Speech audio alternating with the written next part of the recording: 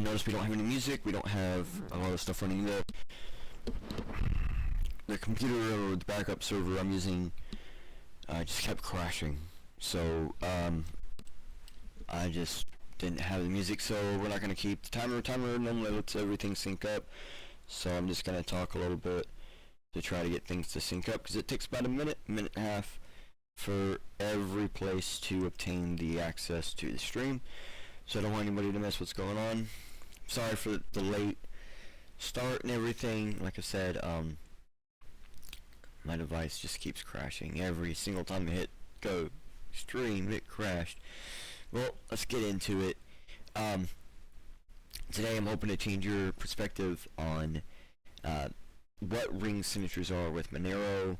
So with all forms of cryptographic exchanges and cryptocurrency transfers require some form of signature from the sender on-chain to prove the transfer is legit.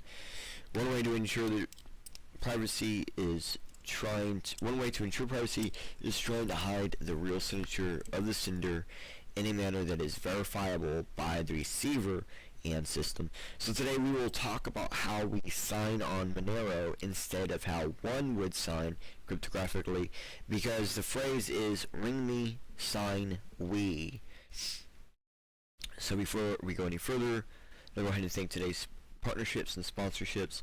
So I want to thank Deorganized for teaming up with Bitcoin Live Digital Broadcasting, DB, because Bitcoin Live DB and Deorganized is a powerhouse combo, and I see new heights for both organizations. Now, if you haven't checked out both Deorganized early morning broadcast and late night stacks, then for other, they do a bunch of different topics and stuff. Well, you're missing out, because they've been taking off with every morning and every evening, getting more and more, and you can find them on just about every platform. You can see this. So I do want to thank today's sponsors, which is Shieldfolio. Let me jump that up. Alright.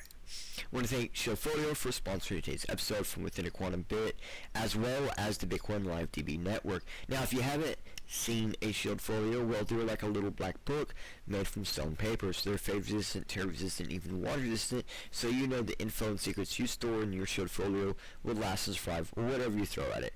I personally have a Shieldfolio, and I use it for my website info, contacts, crypto keys, among other things, because these are little black books that are pocket sized to be rated by your side, regardless of your adventure in real life or online. And I really do mean that.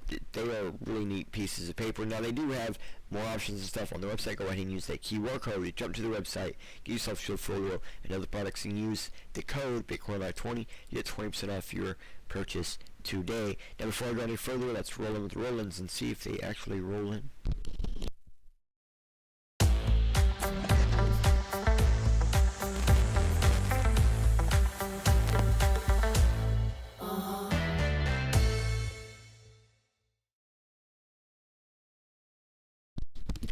Alright, thank you again, Shieldfolio, for sponsoring today's episode.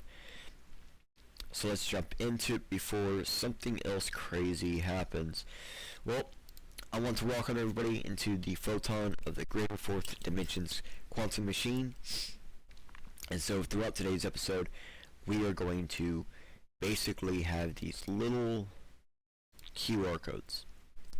Now, anytime you see a QR code, that does mean that you can scan it, use an OCR or your local AI to actually get access to that website, so that way you can use your phone or something to go ahead and keep track while you're listening, or after the fact. If you want to check out any of these, you can always go back and just scan it, or you can go over to YouTube and get the links directly from the description. Okay, so these right here, this first one up, this actually is Deorganized Media. Again, they go live almost every morning, every evening. They go live about Bitcoin and stacks and other things. They're digitally popping for what's going on online. Alright, so we're going to keep on moving. Today's free pre-search query is XMR signatures breakdown. Like always, I did not use this query in today's episode research, but that doesn't mean we won't have overlapping links. If anything about today's episode interests you, use this free pre-search query. Should be able to help find you and jump into this rabbit hole. So just afterwards, come on back, use this keyword to come over, or just go over to pre-search and type it in, XMR ring signature breakdown, and jump down this rabbit hole. Alright. Gotta figure out how I'm going to do this section a bit better. This section right here, the breakdown section, the reminder of what's going on. So let's catch up. So far we've covered quite a bit of the privacy side of things from Monero. For example, we have previously went over how you don't even have to broadcast your own transaction, but you can get another node to do it for you. We talked about how we can separate ourselves from the transaction, and we hinted at ring signatures, doing something with that as well. So that's what led us here today, privacy. Now hopefully when we are done with today, you will have an understanding on how we hide in the numbers with ring signatures. Hopefully you can take this information and the last episode's information and construct how you can how you can obfuscate all parts of the transaction or transfer without routing back to yourself, because these are similar techniques to actually covering your digital footprint online. So we got this really neat video for you guys to see. I tried to make this episode as easy as possible for you all to take in. So this very first one we get is a Get Monero video. They have put the words as simple as possible. I cannot explain it any simpler than this, but we will explain it in more detail here in a second. Of the transaction, the sender's privacy is protected with the use of ring signatures. A ring signature is a type of digital signature in which a group of possible signers are fused together to produce a distinctive signature that authorizes a transaction. This is analogous to the signing of a check from a joint bank account, but with the actual signer remaining unknown. The digital signature is made up of the actual signer combined with non-signers to form a ring, where all members are equal and valid. The actual signer is a one-time spend key that corresponds with an output being sent from the sender's wallet. The non-signers are past transaction outputs pulled from the blockchain, which act as decoys. These outputs together make up the inputs of a transaction. To a third party, all of the inputs appear equally likely to be the output being spent in the transaction. This feature helps the sender hide the origin of the transaction by making all inputs indistinguishable from each other. You may now be asking yourself, if there is no way for a third party to verify which output is being spent, what would prevent someone from spending the same output twice? This potential issue is addressed by the use of key images. A key image is a cryptographic key derived from an output being spent and is made part of every ring signature transaction. There can exist only one key image for each output on the blockchain. Yet due to its cryptographic properties, it is not possible to determine which output created which key image. A list of all used key images are maintained in the blockchain, enabling miners to verify that no outputs are spent twice. Let's go through an example to see how all this works. Alice wants to send Monero to Bob with a ring size value of 5. One of the 5 inputs will come from Alice's wallet, which will be consumed in the transaction. The other 4 inputs are arbitrarily picked from the blockchain and are used as decoys. This forms a group of 5 possible signers, where all ring members are plausibly the actual signer of the transaction. To an outside observer, including to Bob himself, it's not clear which input was truly signed by Alice's one-time spend key. However, with the key image, the network is able to securely confirm that the Monero being transferred to Bob has not been spent before. As you can see, by using ring signatures, Monero protects the privacy of the sender by obscuring the source of inputs, and in doing so, ensures that the origin of any Monero remains untraceable. Alright, so that really is the simplest way to describe it. There is way more complicated ways, and well, we can just directly get into that data, which we're gonna. Alright. So, this page that you can access right here. This actually has, like, if you're on your regular phone or your desktop or whatever, it will actually have the video at the top. So this is a read-only page that we're looking at right here, and this is generically all the same text from the video. Now, I'm not going to go through and read this for you. You can come read this if you would like to later. I just wanted to give you the rest of the source for that video, basically.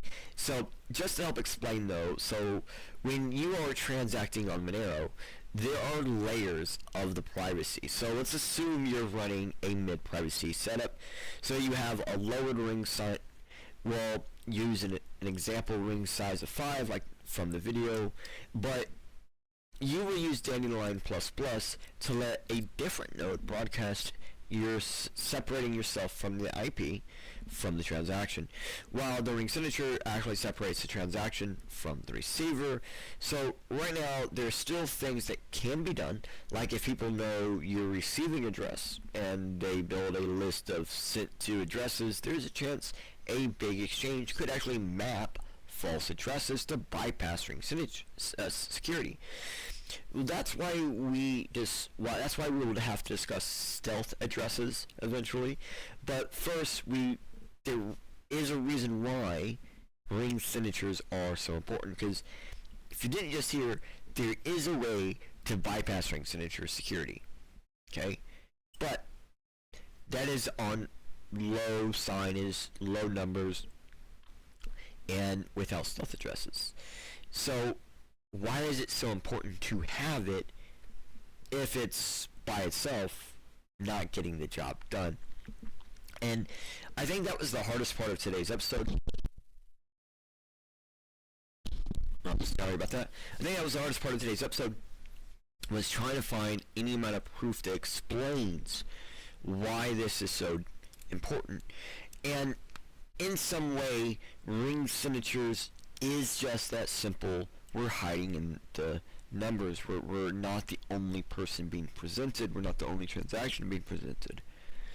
Okay, so let's get you to some explanation here. So we're here on ChristopherCovedale.com.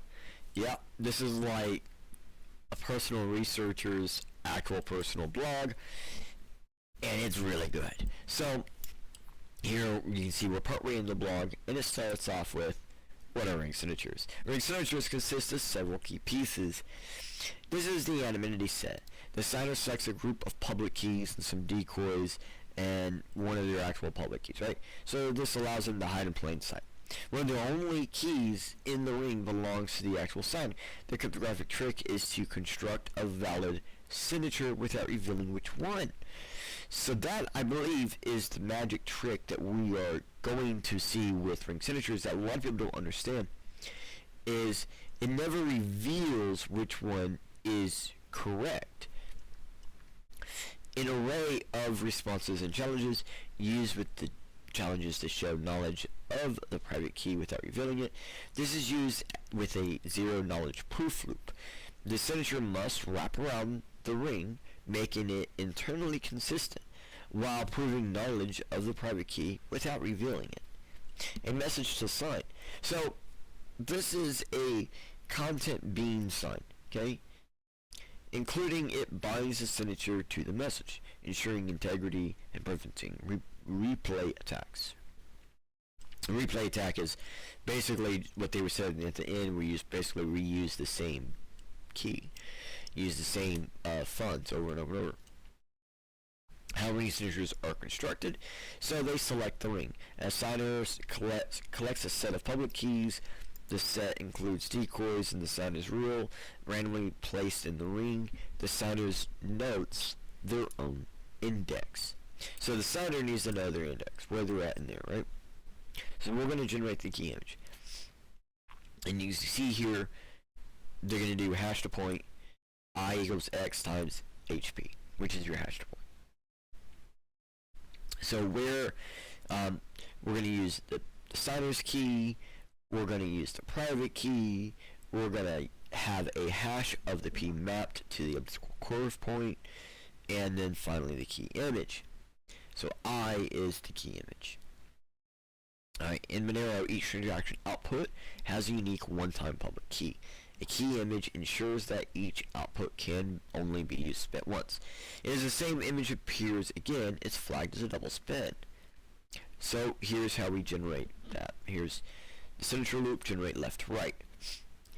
Next, the signer picks a random secret scalar K and uses it to compute the value. Okay, so we see compute key image, P equals this fun thing, X equals this fun thing, HP is still the hash point, key image still equals X times the hash point. Okay, so our public key is the signer index by the pub key to the point. The private key is by the private key to the secret multiplier. Okay, so then choose random X to computate first. Randomly choose a number. Okay, L equals X times G, R equals X. Okay, so you get the idea here, right? There's a lot of randomization. There's a lot of setup too. These values serve as a starting point for the challenge response ring. The first challenge is computed by the hashing of the message and the values left to right. So the data equals the message plus the left dot X to the bytes with big, and then the R to the other big, right? And then challenge signer plus 1 to the percent of N that sets the size, and then equals H data, so it equals your output. Loop through the ring. Now the signer begins generating fake responses for decoy public keys. It computates corresponding values. Then using these fake responses and the previous challenge. So here they're going to generate fake responses and put them in there. And it kind of shows you how it goes through these various different steps to make sure that it happens. Okay. Each time a new challenge is generated based on the left to right, the message propagating through the ring. Close the loop with the real response. Nice. Once the challenge loop comes back around to the signer's original index, they computate the real response value, such as the final left to right match, and close the ring, making sure the signature is verifiable without revealing which index they signed from. Now verifying the ring signature a bit more. So here we're going to have to computate the challenges, loop through the provided values, confirm the loop wraps around correctly, and then check that the key image hasn't actually appeared before. Then the required variables for the receiver. Okay, so then they get the message that was signed. They need the array of the public keys. They need the signature, right? A tuple containing a challenge or set of challenges, the starting point of the ring, a response, an array of responses or scalars, one per public key, and then the actual key image. So if we go down here, it's going to show you all the math and how they actually obtain that. And this is done in order to down, like, so it's all just pretty simple. I say pretty simple. This is not really simple, right? This is not simple, but in forms of like encryptions and stuff, this actually is quite simplified in what's going on. And that's it. That's all you're doing. So you see, when you go to verify it, it's step, step, step, step, step, step. It's probably just about as many steps as the other one, except for maybe like 2 or 3. And you might have to loop through some of that. So that's where the extra steps actually come from. But boom, you eventually come back and find your end. And that's kind of the important part about this, is we're able to take all this information, right? All these different keys, all these different things, and we're able to stick them nice and neatly inside of a signature.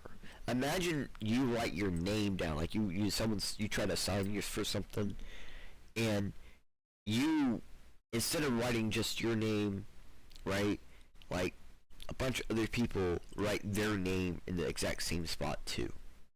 Before you, then you, after you, whatever, some mixture of, you get to choose, you randomly pick them, it's fine. Well then, because someone at least saw all that happen, they can say, well, I did see him sign. So, sure, I witnessed the sign.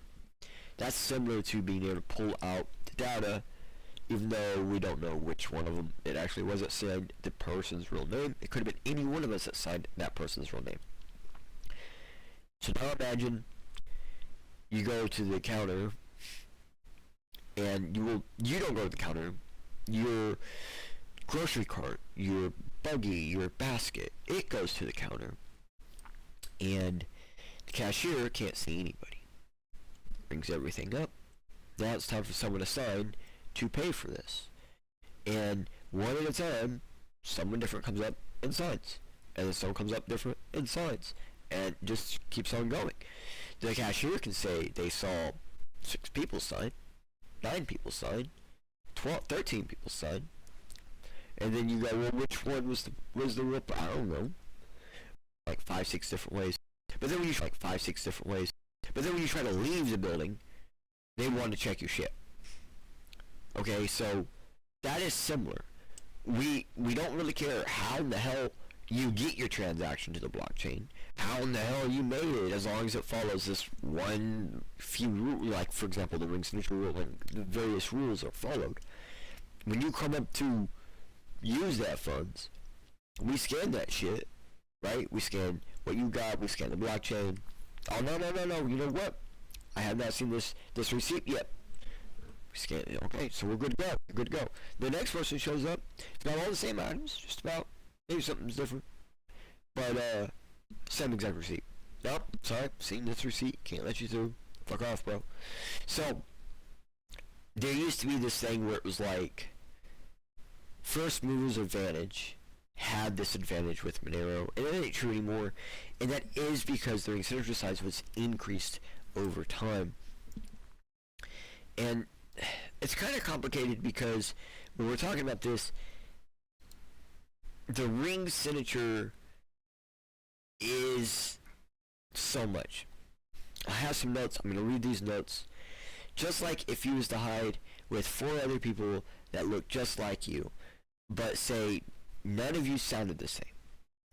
It may take a test of just having everyone say a phrase at the same time to verify all peoples have the same phrase, then asking all the peoples one at a time to say the phrase until you find the person you're looking for.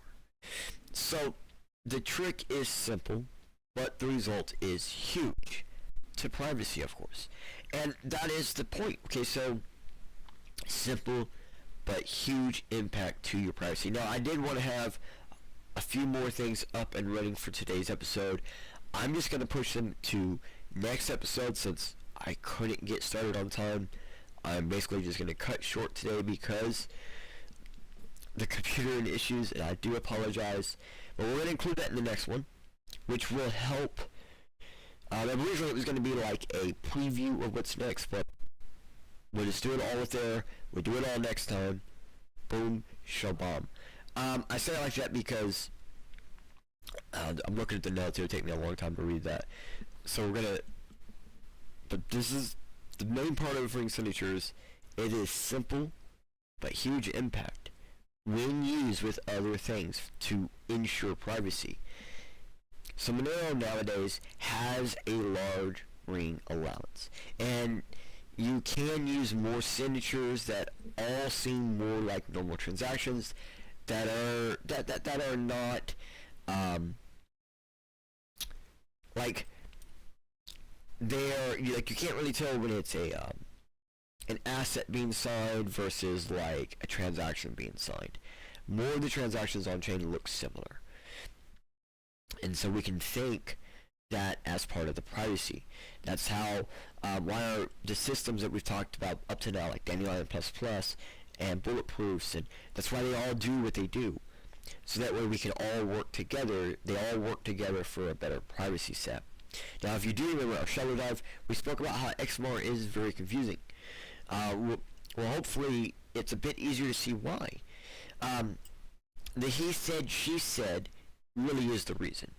But we all said something else with it. That is the exact phrase. She said, he said, she said, but we all said something else with it. That's what the public has to work with. What I just said. If the public has to work with all that, it's very confusing. Everyone's always said when you come at me with the he said, she said, we can't handle it because no one knows who's right. Exactly.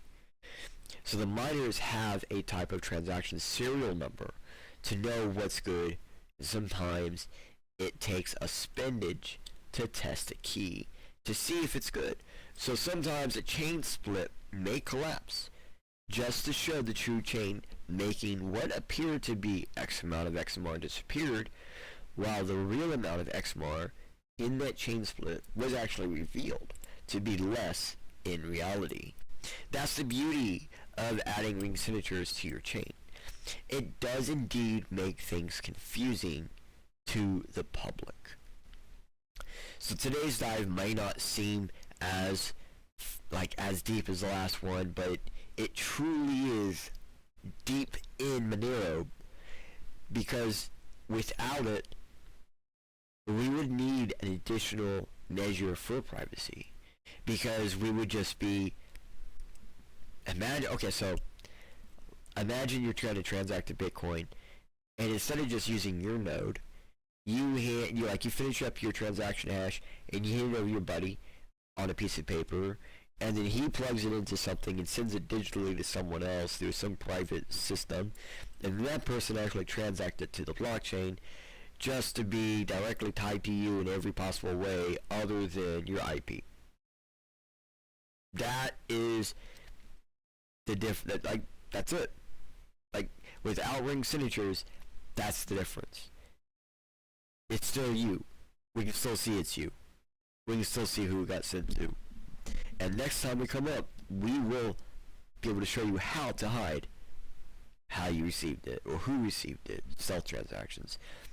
So we're going to dive down deeper and deeper, because there's not a whole lot more, but stealth transactions, and then the rest of the stuff will be in a single video to help you guys out.